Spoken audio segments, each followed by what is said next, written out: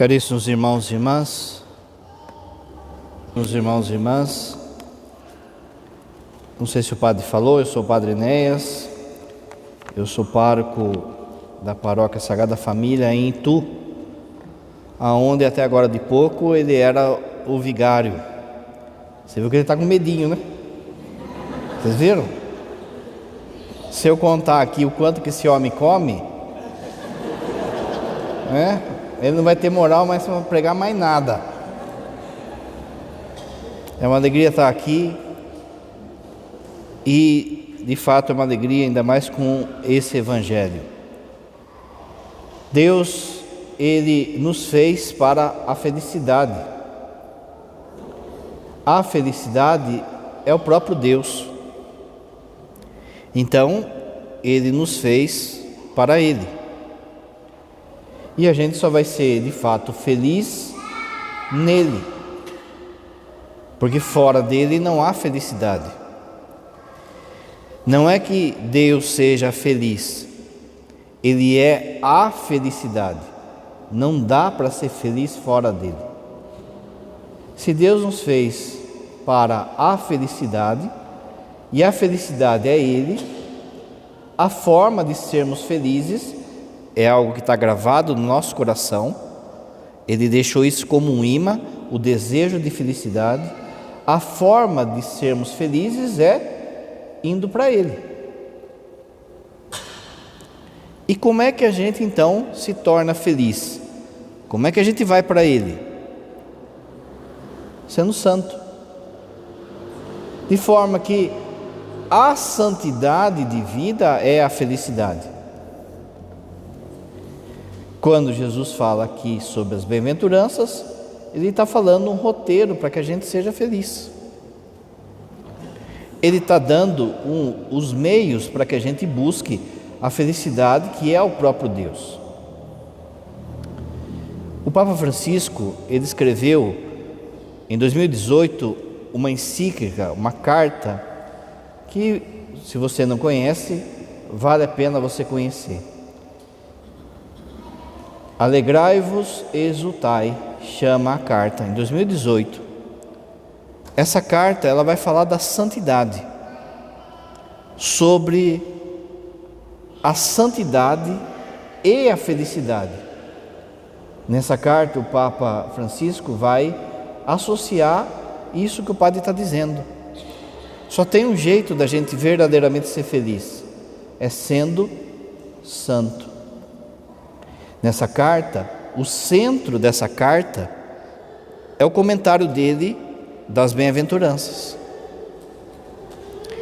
Ele diz assim, Jesus explicou com toda simplicidade o que é ser santo. Fê-lo quando nos deixou as bem-aventuranças. Olha aí, você quer ser feliz? Está aqui a receita. A vivência das bem-aventuranças. Essas são como que, olha agora, um bilhete de identidade do cristão, como se fosse o nosso RG. O que é ser verdadeiramente cristão? É ter o RG das bem-aventuranças, é viver as bem-aventuranças. Ele diz assim, olha aquilo que o padre falou já no início. A palavra feliz ou bem-aventurado torna-se então sinônimo de santidade. A palavra feliz ou bem-aventurado, você sabe, bem-aventurado significa feliz, é um sinônimo de ser santo. O santo é aquele que verdadeiramente foi feliz nessa terra. Essa felicidade, diferente do que se vende hoje, ou diferente do que a novela vende, foram felizes para sempre, né? Não é ausência de dificuldade. Essa felicidade não é ausência de perseguições, de problemas, de enfermidades. Até porque esse não é o Evangelho de Nosso Senhor. Jesus, Ele prometeu para nós a felicidade mas não prometeu vida mansa. Não é com vida confortável que vem a felicidade.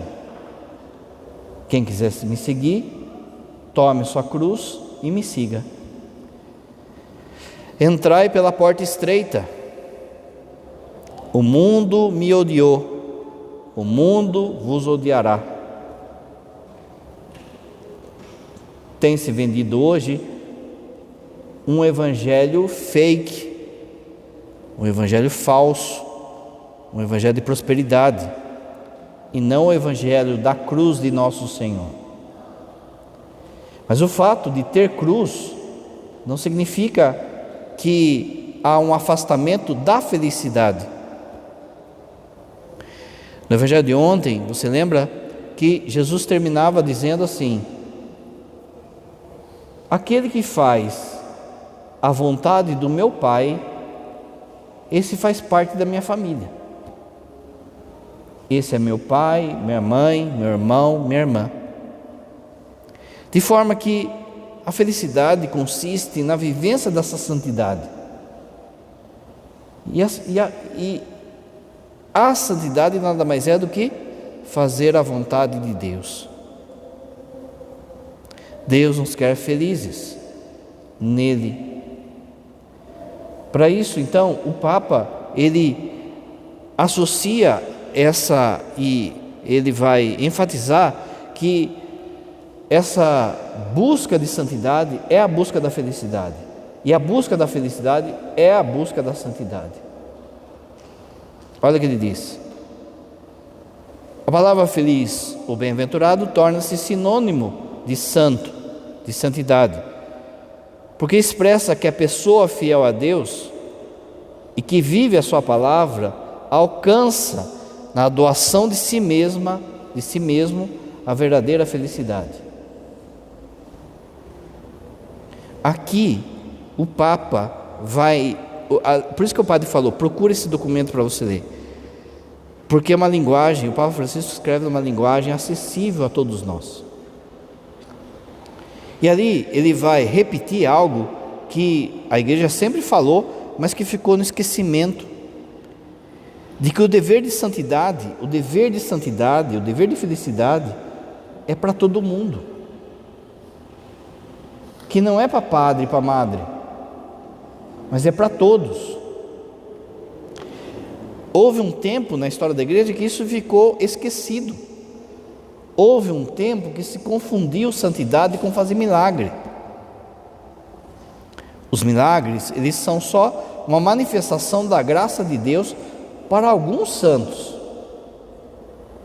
Você pega Santo Antônio, você pega ontem José de Anchieta, eram santos que faziam muitos milagres. Mas por outros santos, Deus não concedeu isso, de fazerem milagres aqui. Você pega um Santo Agostinho, Santa Teresinha. Mas na cabeça de muita gente, então, ficou associado que a santidade é coisa para padre, para madre, ou de quem faz milagres. Mas a santidade é um dever de todos, porque todos nós queremos ir para o céu, e não dá para ir para o céu se a gente não for santo, não dá para entrar sujo lá. O desejo de santidade já tem que ter no nosso coração.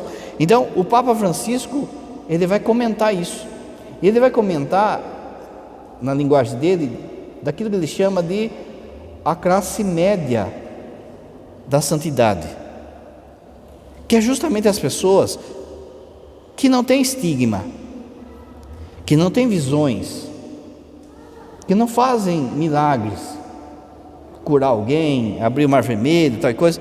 Ele chama isso de a santidade da classe média.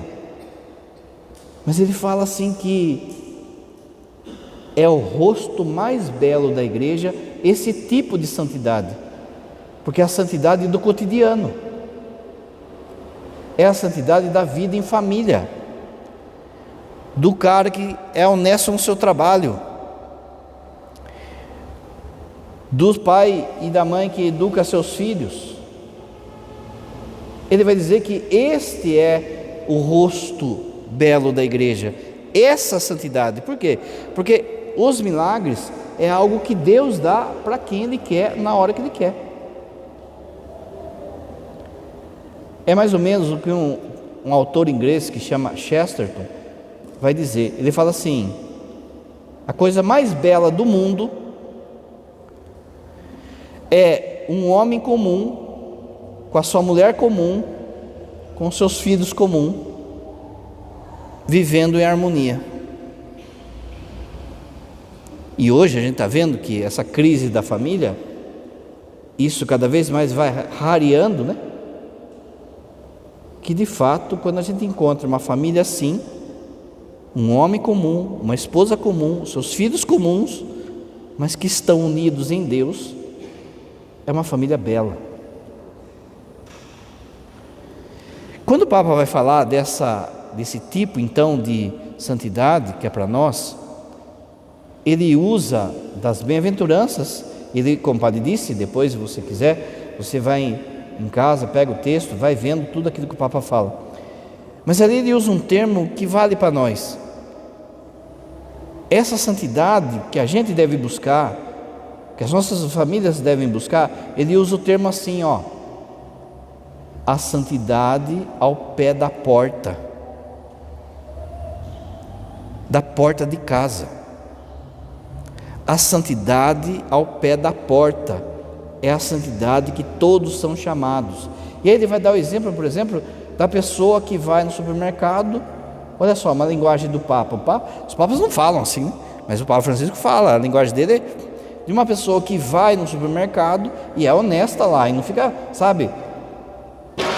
Ele vai falar, por exemplo, da pessoa que não fica fofocando, não fica de leve trás. Essa santidade ele chama de santidade ao pé da porta. É isso que o padre trouxe para a gente meditar hoje. O padre, a partir do documento, ele montou bem-aventuranças para nós no cotidiano. Bem-aventuranças de quem quer viver essa santidade ao pé da porta. Sem precisar, sabe, abrir o mar vermelho, ressuscitar pessoas, ser missionário na África. O que é essa bem-aventurança ao pé da porta? Essa santidade ao pé da porta para nós. Então vamos ver.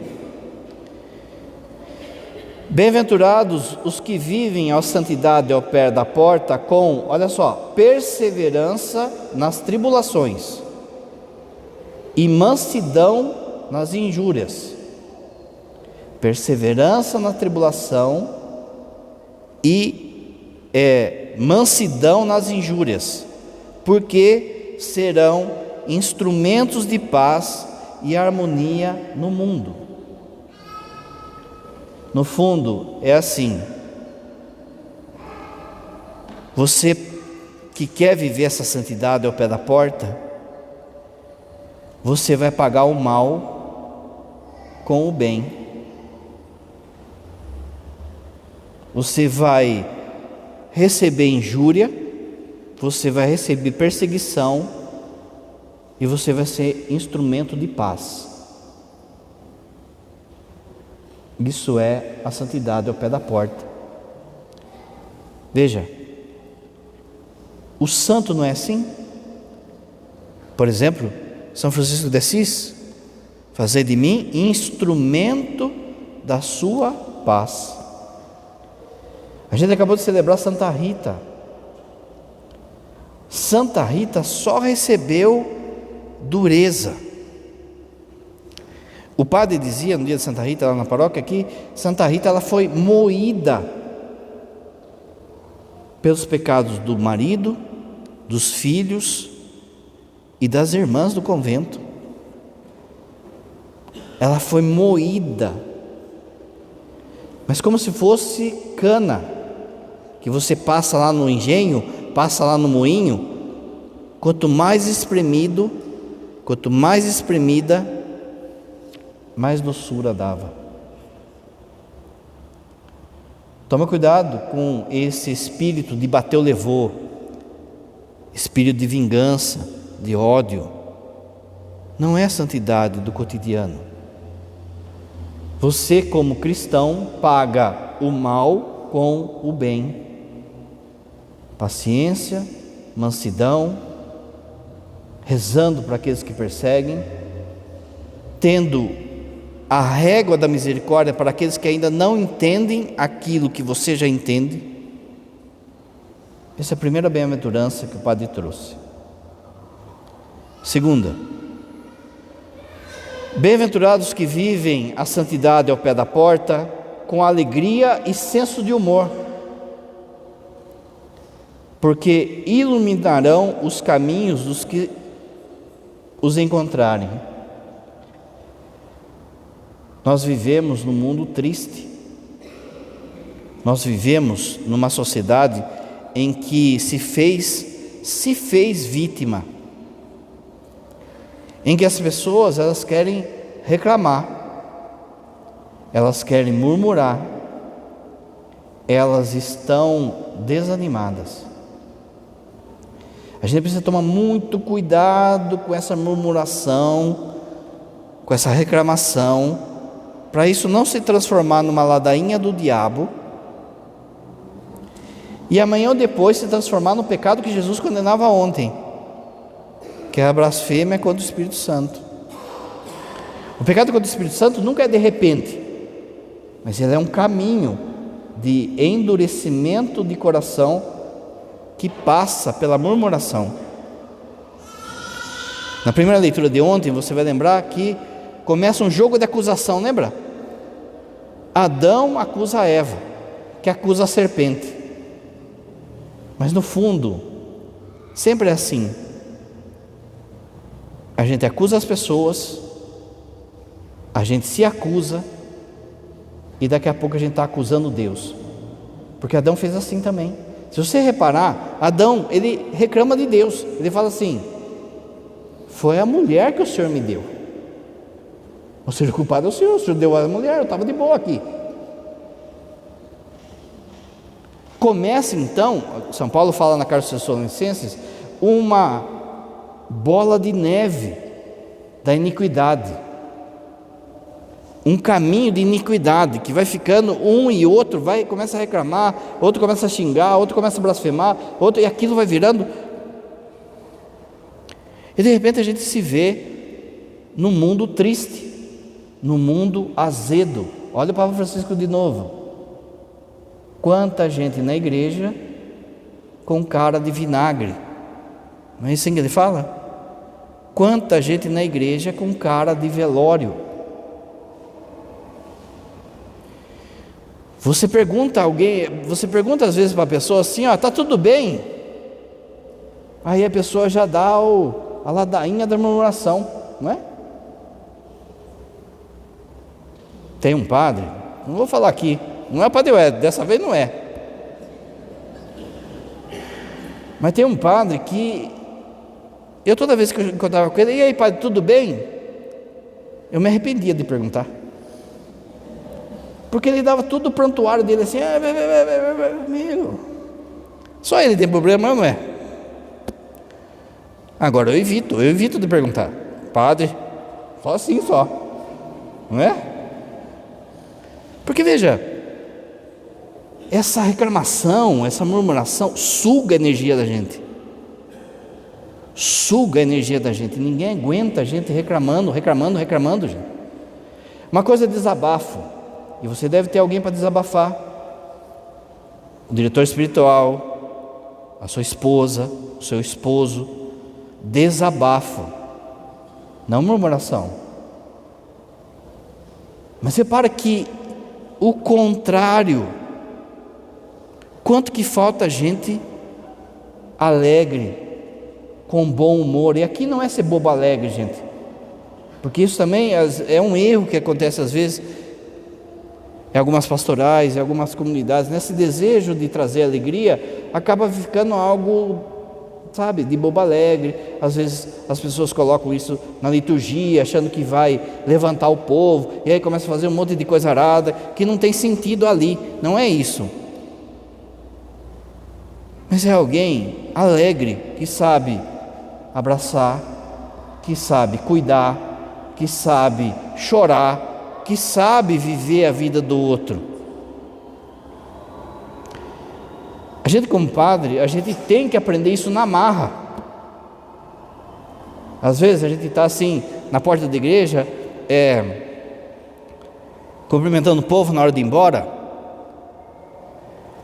Aí vem a pessoa e fala assim: ô padre, olha só que alegria, a gente está grávido. O casal fala. Aí você fala: parabéns, tal. Aí o próximo que vem fala assim: ô pai, meu pai morreu. Então você fala: ei, depois você vai.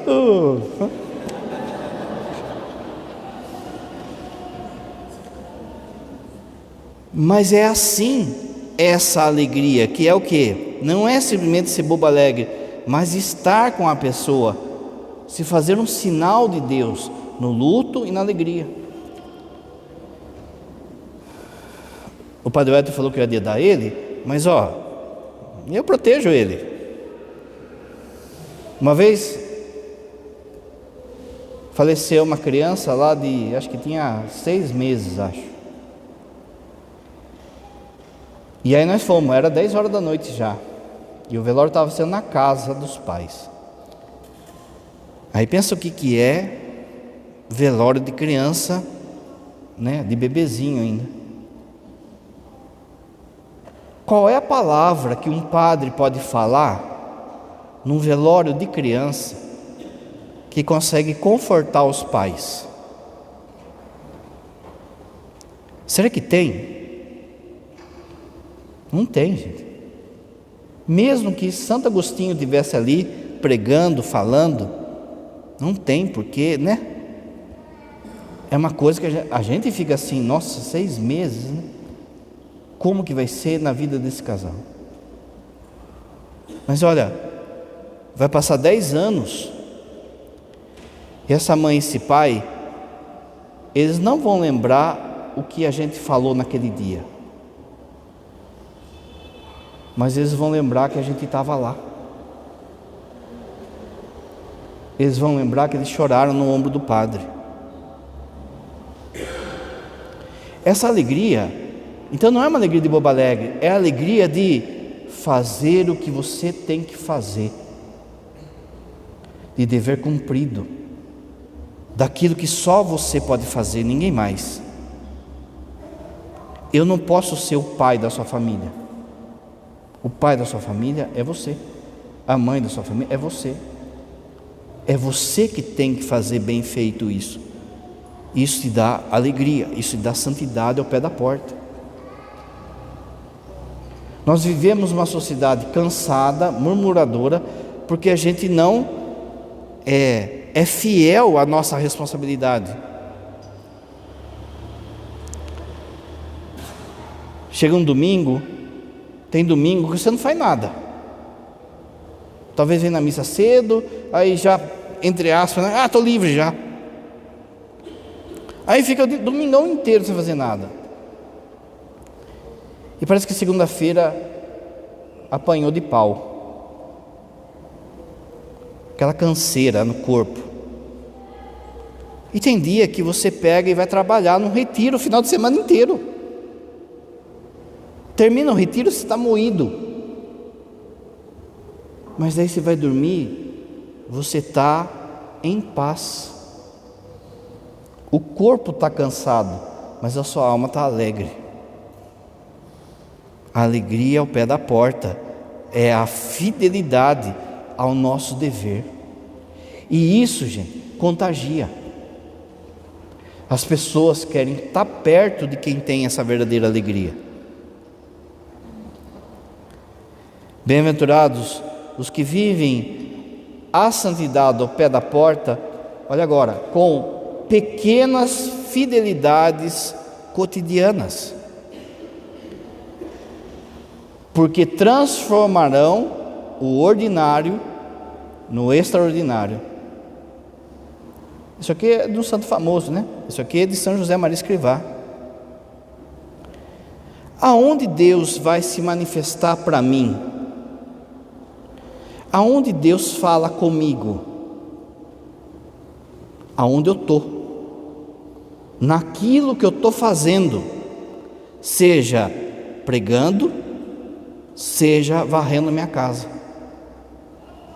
seja chegando na hora no serviço, seja dando comida para um pobre. No Brasil ainda isso é pior, né? Porque entrou na ideia nossa uma malandragem de fazer as coisas pela metade, de fazer bem feito só aquilo que a gente vê resultado, de fazer bem feito quando a turma está olhando. Mas não deve ser assim. A fidelidade nas pequenas coisas é você se lembrar que sempre Deus está te vendo, que você precisa fazer bem feito, antes de tudo, para Deus e para o outro. Que serviço pela metade, seja na igreja, seja fora da igreja, vai causar infelicidade sua e de outros. Na Idade Média, quando se fazia a catedral, as catedrais eram feitas estilo mutirão. Tinha catedral que demorava 100 anos, 150 anos para ser feita. Chegava numa hora em que eles começavam a enfeitar as catedrais. Então colocava vitrais, faziam-se as imagens. E em muitas catedrais da Idade Média, elas eram finas e altas. É como se fosse o magro alto, sabe? Era estegadona assim.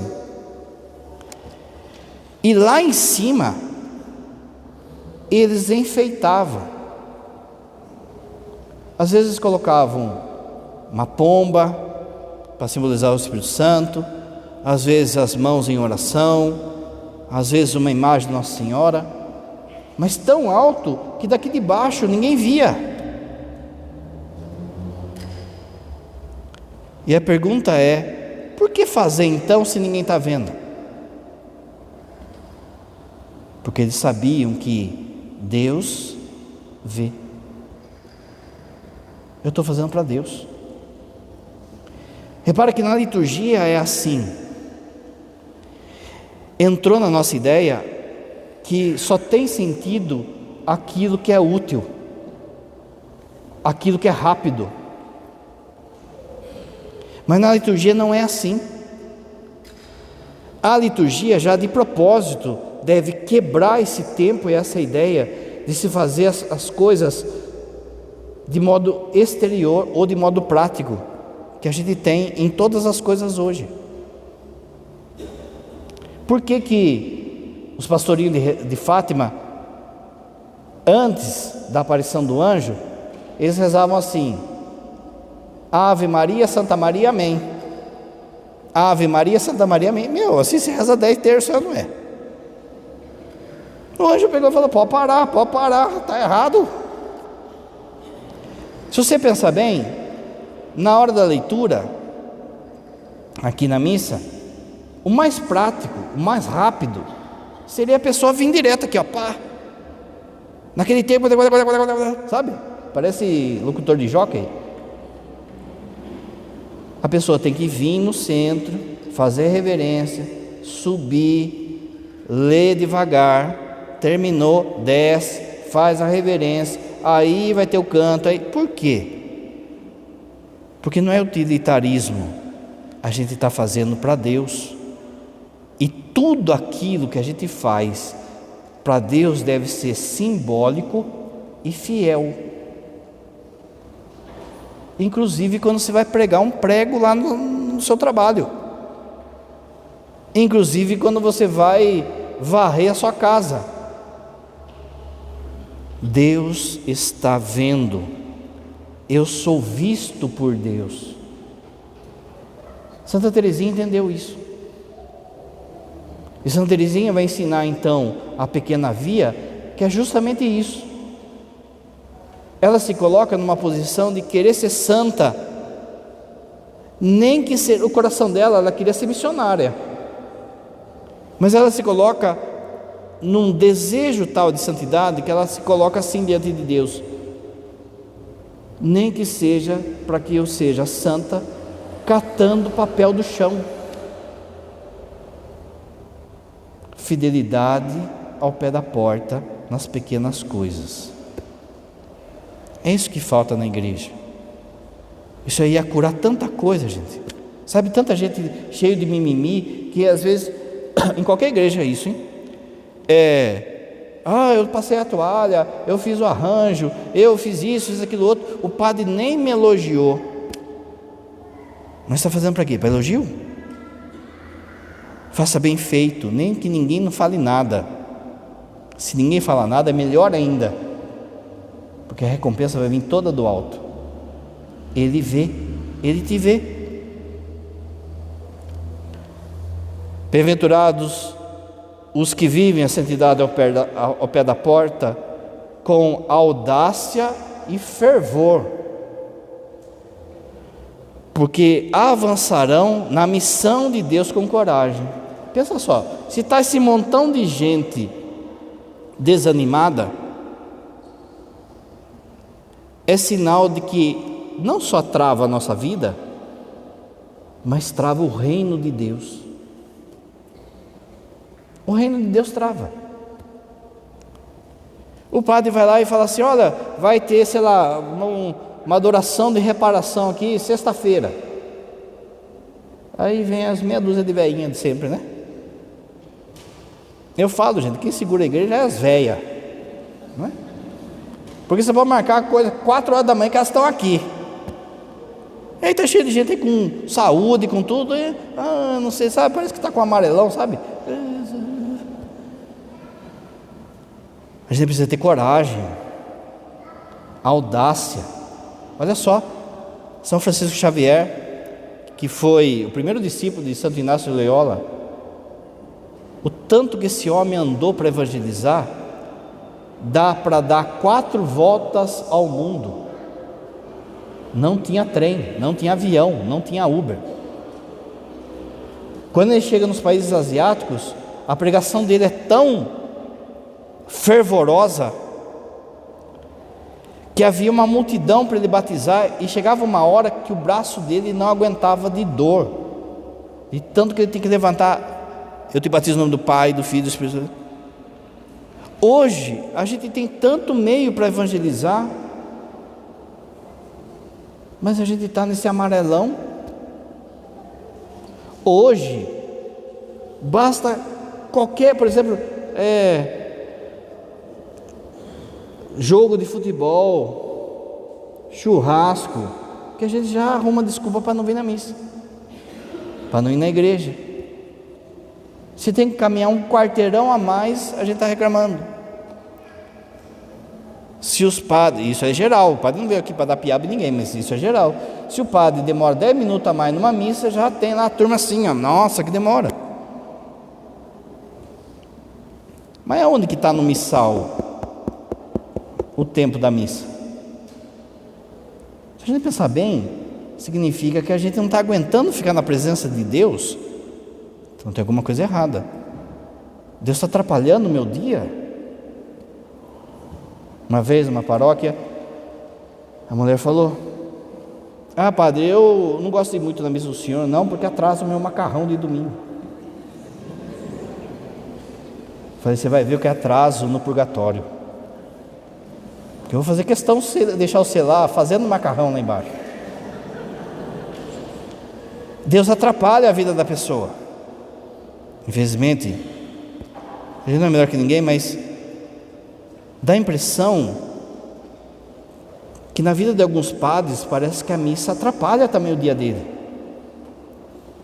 Ele arruma tanto compromisso, reunião, cantoria, show, assinar livro, cuidar de cavalo, sabe?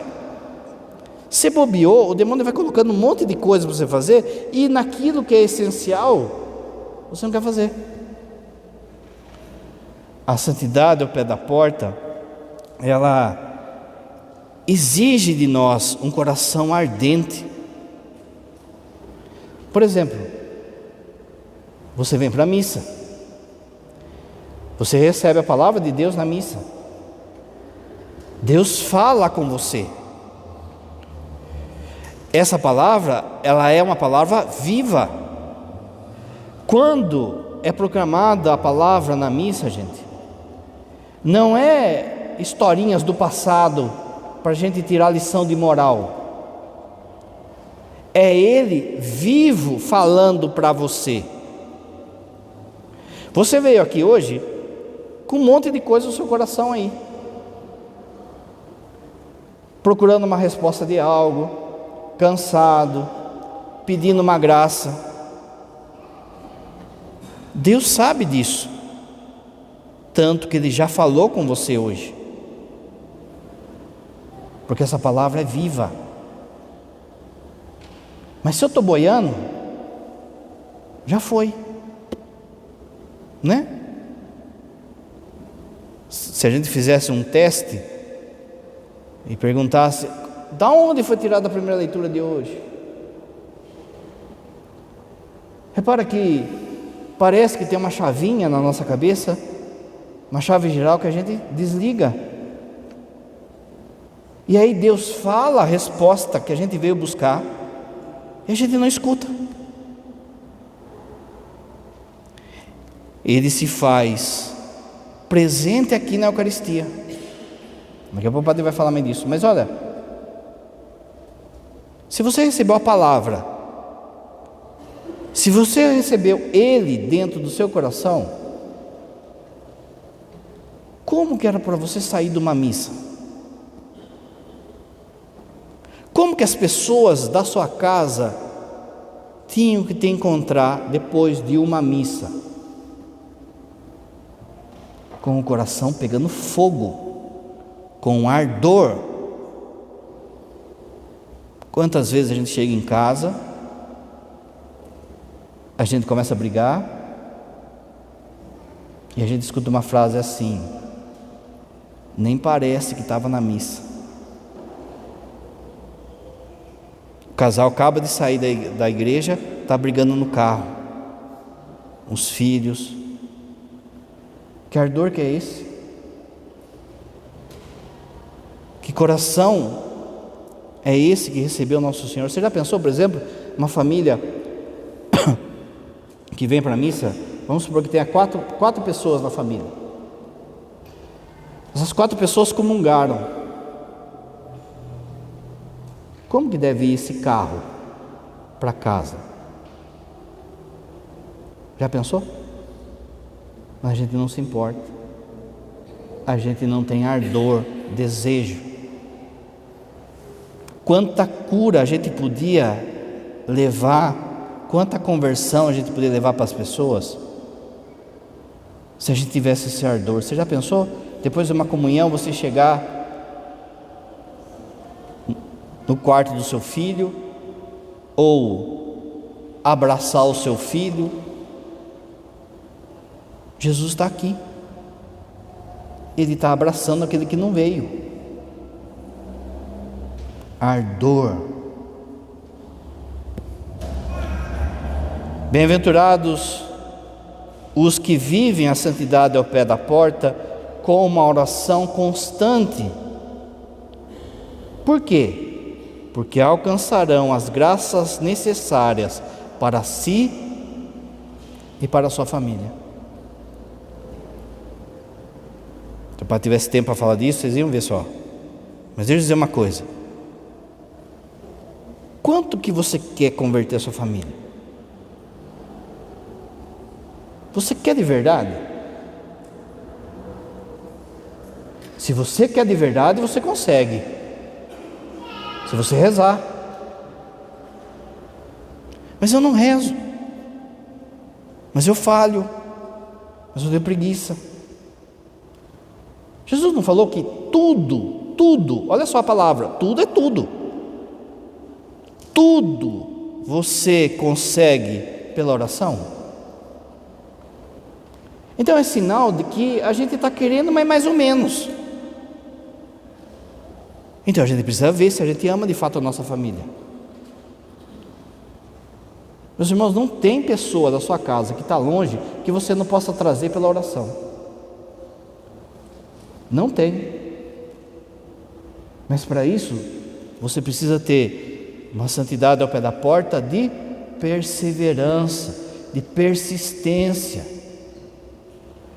de criar esperança naquilo que Deus falou. E não naquela coisa, faz uma novena a Santo Antônio, a Santa Teresinha, faz a quaresma de São Miguel e acha que já é assim. Não é assim, com a gente não é assim.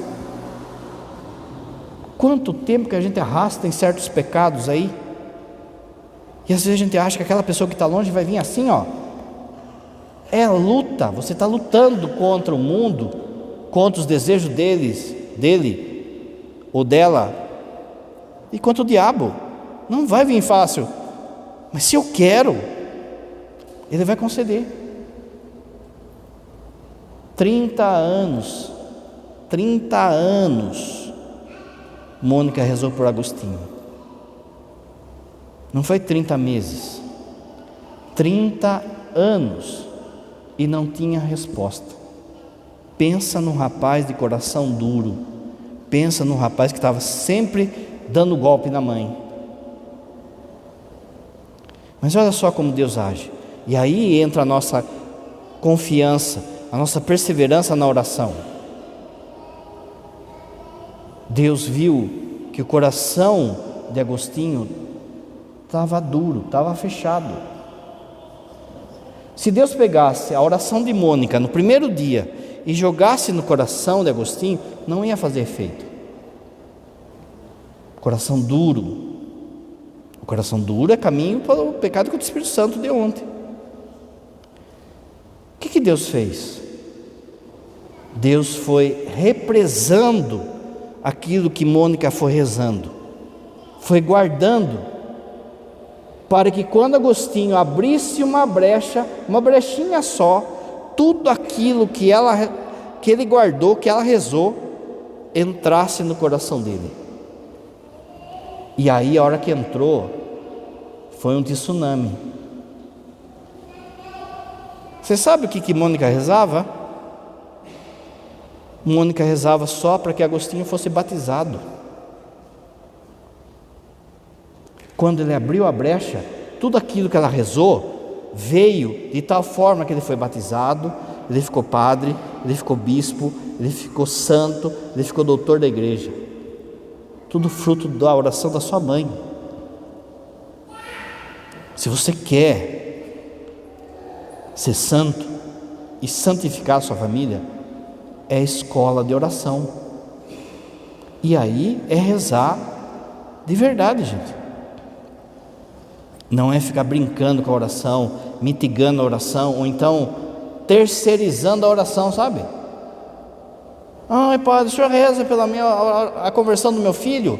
O senhor reza pela o nosso casamento, que não está muito bom? Rezo. Mas está rezando? Eu já falo para Jesus, olha, se estiver rezando, o senhor escuta. Se não tiver, passa para outro. Não é? Mania de ficar terceirizando a oração para padre. O padre vai rezar junto com você. Mas se você não rezar, sabe aquela coisa das pessoas? Falece a pessoa, aí ela vem na secretaria, marca lá, dá lá um dinheiro lá, acha que é assim, né? E manda marcar 1 mês de missa para o falecido. Mas a pessoa não vem, né? Bem-aventurados os que vivem a santidade ao pé da porta, a exemplo de Maria. Maria tinha uma santidade ao pé da porta. Humildade, fidelidade, simplicidade. O que vai trazer isso? Se a gente tiver uma santidade ao pé da porta, igual a Virgem Maria, a gente vai aprender a fazer a vontade de Deus. Eis aqui a serva do Senhor, faça-se em mim segundo a tua palavra. Ontem, minha mãe é aquela que faz a vontade do Pai. Ninguém fez mais a vontade do Pai do que Nossa Senhora. Por isso que ela é a mãe, não só física, mas mãe de toda a igreja. Entra na escola de Maria, gente. Você não precisa ser teólogo, para ficar discutindo aí com o filho, com o mundo, com não sei o que. Entra na escola de Maria. Humildade e simplicidade dobra muito mais do que a argumentação. A argumentação, ela vem para complementar isso, para ajudar isso. Mas talvez você já tentou um monte de vezes aí convencer as pessoas da sua casa na palavra, na briga, na gritaria, e não foi. Entra na escola de Maria. Vai se moldando a ela. Sábado a gente celebrou o coração de Maria. Qual é a função de quem é devoto do coração de Maria? Pedir para que Maria faça o nosso coração igual ao de Jesus. Não foi ela que formou o coraçãozinho de Jesus no ventre dela? Ela forma o nosso coração também. Penúltimo, aguenta aí. Bem-aventurados que vivem a santidade ao pé da porta, em comunidade, porque encontrarão Deus no rosto dos seus irmãos. Não existe salvação sozinha, gente. Não existe santidade sozinho. Se você olhar a vida dos santos, ele impacta a sua volta. Um santo sempre mexe com a sua volta. Santo Antônio foi ser santo por causa de Francisco.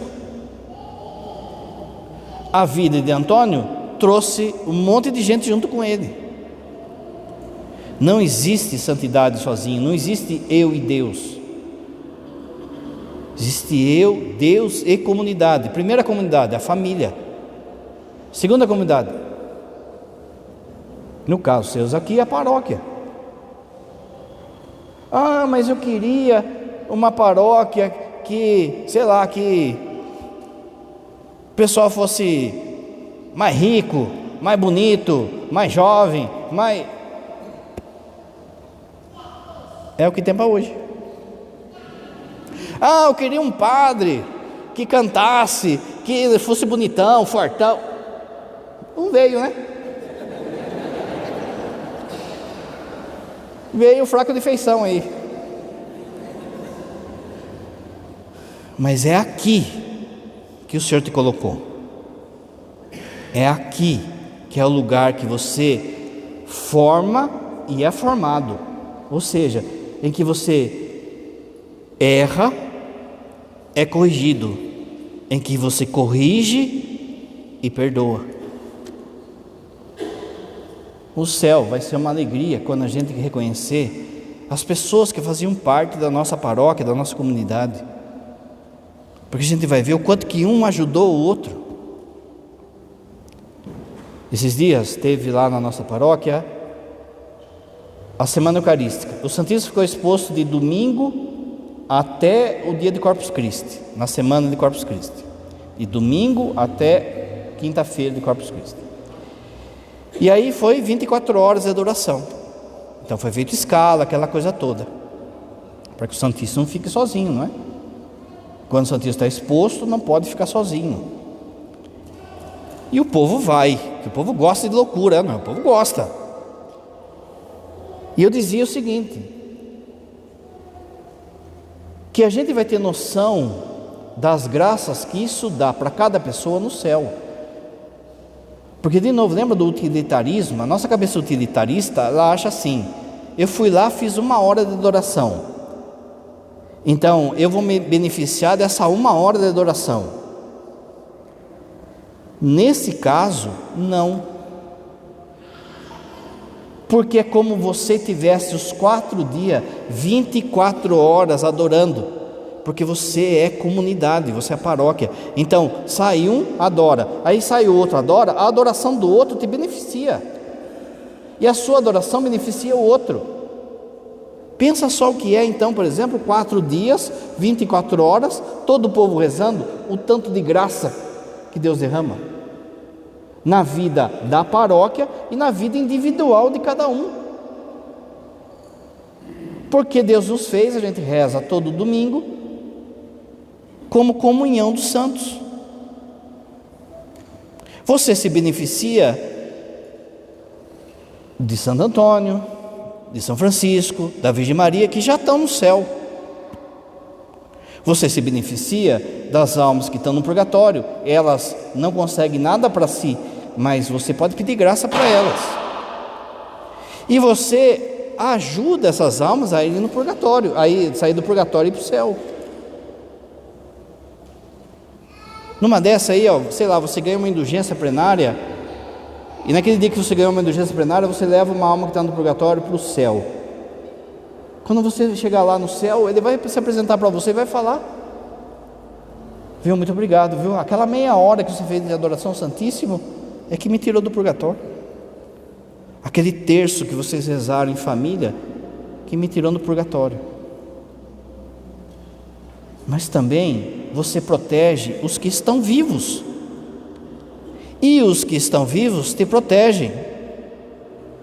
Essa é a fé da igreja, gente.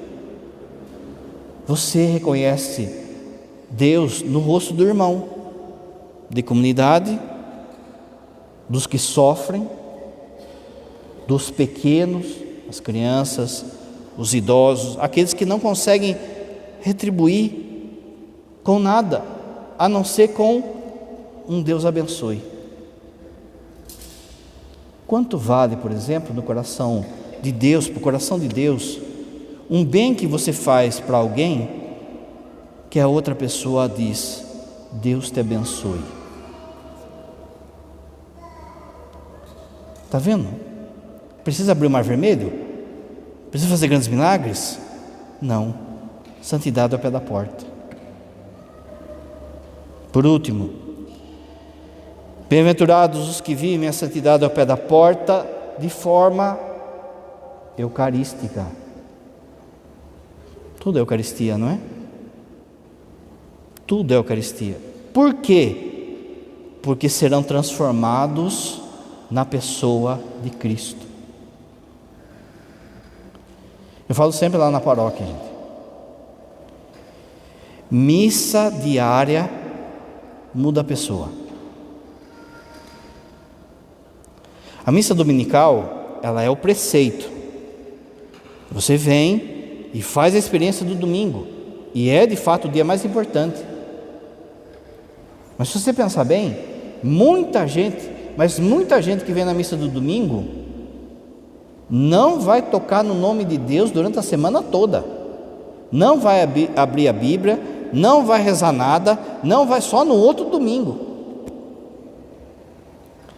Por muitas vezes, muitas pessoas acabam fazendo dessa missa dominical um fardo. Nossa, tem que ir na missa. Aí às vezes sai briga com a mulher, sai briga com o esposo, com os filhos, aquela coisa, porque virou um fardo, tem que ir. Mas conforme você vai entendendo que é missa, buscando participar cada vez mais, fazendo esforço de participar durante a semana, você muda, gente. Muda, porque é todo dia palavra e Eucaristia, palavra e Eucaristia. Você não percebe, mas as pessoas percebem que você muda. Dom Henrique, lembra Dom Henrique? Dom Henrique falava que um padre ele deve ser grávido de Jesus. Os gestos dele devem estar grávidos de Jesus. Por quê? Porque ele é o homem do altar. Um padre, você sabe, ele deve rezar a missa todo dia. Não tem sentido um padre que não se doa para a Eucaristia, para a missa.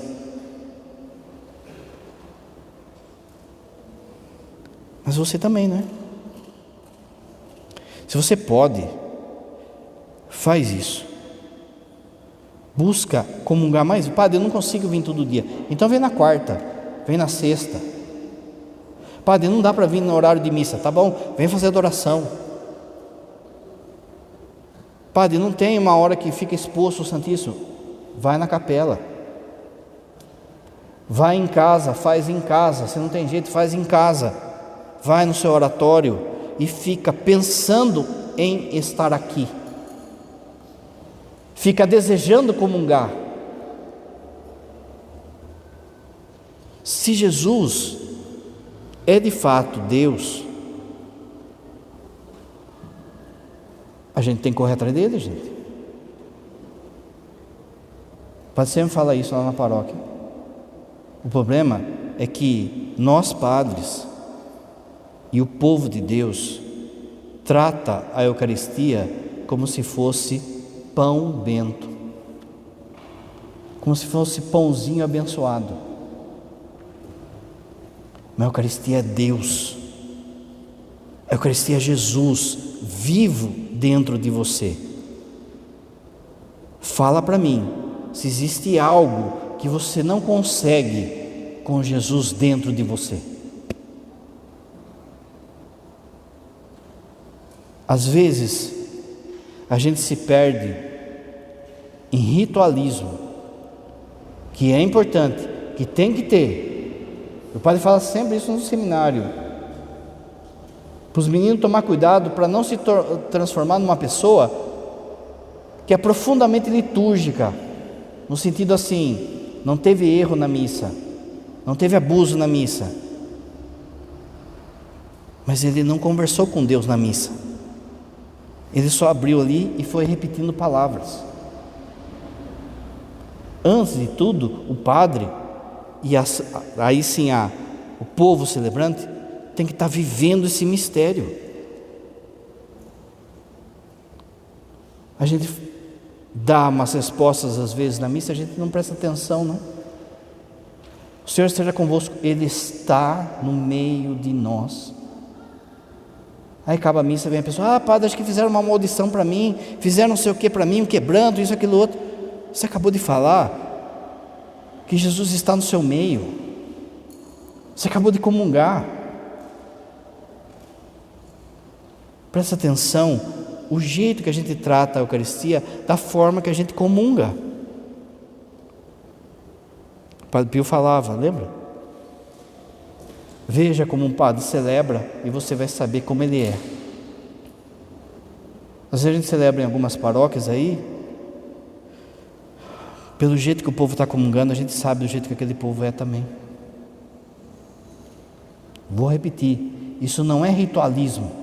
Não é simplesmente vir aqui todo mundo comungar de joelho, na boca, de véu. Não é simplesmente isso.